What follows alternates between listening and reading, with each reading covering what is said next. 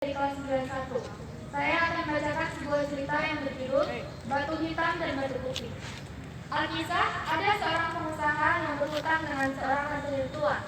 Diketahui rentenir itu diam-diam menyukai anak perempuan dari si pengusaha. Sehingga pada suatu hari, si rentenir mendatangi rumah si pengusaha dengan suatu tawaran. Dia mengatakan siap mengikhlaskan semua hutang si pengusaha, asalkan diperbolehkan menikahi anak perempuannya. Si pengusaha pun menolak tawaran tersebut. Namun si rentenir tidak menyerah sampai di situ. Ia memberikan sebuah tawaran baru. Ia mengatakan akan mengambil 2 buah batu berwarna hitam dan putih, lalu dimasukkan ke dalam sebuah kantung. Dan si pengusaha dipersilakan untuk mengambil 1 batu. Jika yang diambil adalah batu berwarna hitam, maka itu artinya hutang si pengusaha akan dihapus, sementara putrinya akan dinikahi oleh si rentenir. Si pengusaha pun menyetujui tawaran tersebut. Lalu si rentenir mengambil batu di halaman rumah si pengusaha. Saat sedang mengambil batu, si pengusaha melihat si rentenir mengambil 2 buah batu berwarna hitam, lalu dimasukkan ke dalam kantung. Si pengusaha pun berpikir keras untuk dapat keluar dari situasi yang tidak menguntungkannya ini. Saat kantung disodorkan, si pengusaha mengambil 1 batu, lalu pura-pura tersandung dan menjatuhkan batunya. Aduh, maafkan Tuhan, aku tadi sudah mengambil 1 batu, tapi terjatuh entah kemana. Coba sekarang kita lihat warna batu yang tersisa, karena saya pasti mengambil warna batu yang sebaliknya, ujar si pengusaha. Saat kantung diperiksa, tentu saja yang tersisa adalah batu yang berwarna hitam. Nah, itu artinya tadi saya mengambil batu yang berwarna putih, ujar si pengusaha. Si rentenir pun meninggalkan rumah si pengusaha dengan wajah yang kesal, karena rencana buruknya kepada si pengusaha telah gagal. Si rentenir pada cerita tadi menggambarkan seorang yang siap menghalalkan segala cara untuk dapat mencapai tujuan yang ia inginkan. Kata menyerah adalah hal yang baik, tetapi cara untuk mencapai tujuan itu juga penting. Menipu, merampas, dan memanfaatkan orang lain adalah cara yang buruk, dan suatu saat pasti akan membuatmu merugi. Sekian dan terima kasih. Oke. Salam literasi. Pusat Belajar Rocky. Perkenalkan, nama saya Panji Arya Widana dari kelas 811. Saya ingin menceritakan tentang perjuangan guru. Ini dari konflik dari dunia nyata. Pada sebuah kisah, ada seorang guru yang ingin mengajar anak muridnya. Dan dia rela menjemputnya sampai ke rumah. Dan dia bertanya, "Wahai anak, kenapa kau tidak sekolah?" "Saya tidak punya uang, Pak." Jadi kata guru itu berkata, "Tidak apa-apa, nak. Sekolahnya tidak berbayar. Ayolah sekolah." Sambil berkata, "Baik." Dan murid itu pun esok harinya sekolah. Guru tersebut pun sangat bahagia, sangat ingin mengajarnya. Pengajaran dari cerita itu adalah jangan pantang menyerah dan mulai berusaha. Terima kasih, kurang lebihnya saya mohon maaf. Oke. Wassalamualaikum warahmatullahi wabarakatuh. Saya akan menceritakan asal usul Surabaya. Dahulu kala di Jawa ada Ibu Susila dan Maya Susila. Mereka sangat angkuh dan tak mau. Mereka saling memperebutkan makanan sampai mereka bosan akan perkelahian itu. Pada saat itu, mereka berdua membuat janji bahwa suram masanya di laut dan saya panahnya di darat. Tetapi suram melanggarnya dan saya tahu. Akhirnya terjadi perkelahian sengit. Mereka berdua terluka parah. Suram pun mengalah dan saya merasa puas. Tak berapa lama mereka pun mati akibat terluka parah saat perkelahian. Untuk memenangnya, penduduk sekitar menamai Surabaya.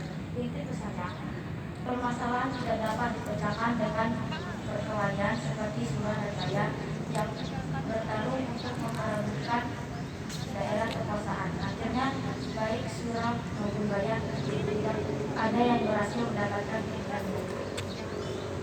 Oke, tepuk tangan. Kenapa mesti dipotong? Perkenalkan, nama saya Susya Fitri dari kelas 711. Kau sering bangunkanku ketika subuh, Meski itu selalu tak membuat aku lulu. Kau selalu memanjakanku di pagi hari, meski terkadang aku tak bersemangat. Kau selalu memberi sapaan hangat dengan senyum pagi terbaiknya. Kadang aku sekali acung, ia selalu sabar tiada batas. Dari kasih Dialah si penyabar itu. Dengan segala kekuranganku, ia selalu menutupi itu. Aku sayang ibu, maafkan semua kesalahan anakmu, Bu. Terima kasih. Assalamualaikum warahmatullahi wabarakatuh. Oke. Terus berkarya ya, Nak? Oke. Ya. Wabarakatuh. Perkenalkan, nama saya Riri Firzautari, saya dari kelas 95. Salam literasi. Pusat belajar, oke. Di suatu hari ada nama Natasha Kewoki, yaitu biasa dipanggil Aca. Dia sedang di kafe dengan sahabatnya dan dia melihat seorang pria yang menurutnya idaman dia banget. Namun dia tidak mengetahui namanya, tetapi sahabatnya ini adalah teman si pria itu. Hingga akhirnya si Aca memasuki sekolah yang si pria itu dan bertemu dengan pria itu dan mengetahui namanya yaitu Iqbal. Iqbal adalah cowok keren, tampan, ganteng, dan pemberani, yaitu cool dan pintar dan cerdas. Aca langsung terpikat dengannya dan akhirnya Aca memutuskan untuk kontes kepadanya. Aca mengikutinya sampai ke perpustakaan dan berkata, nitrogen ketemu hidrogen menjadi amonia, hidrogen ketemu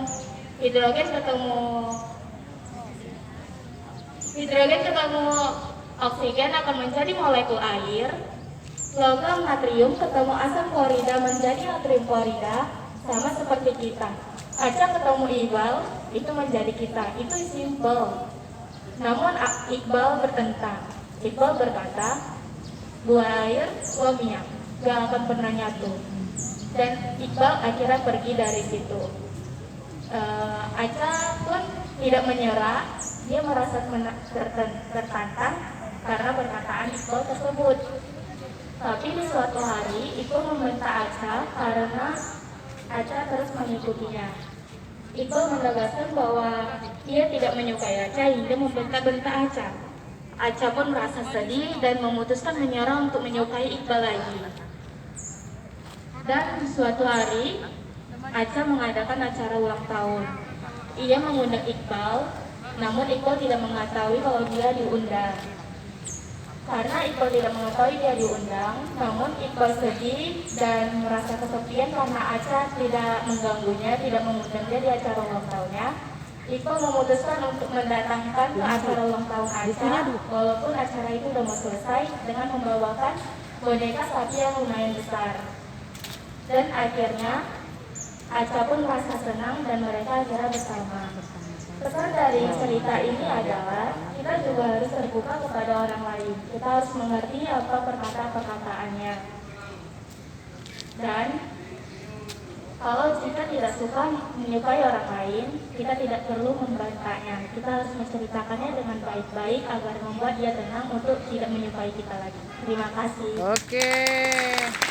Diceritakan sih. Oke, sudah selesai. Mungkin Jumat depan lebih banyak lagi ya Bu Rizka. Lebih banyak lagi. Mudah-mudahan hadiahnya juga lebih bagus lagi.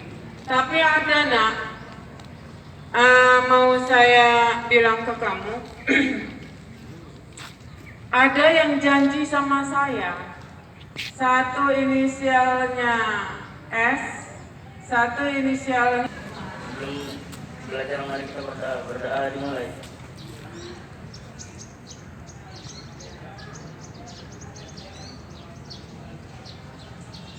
Berdoa selesai.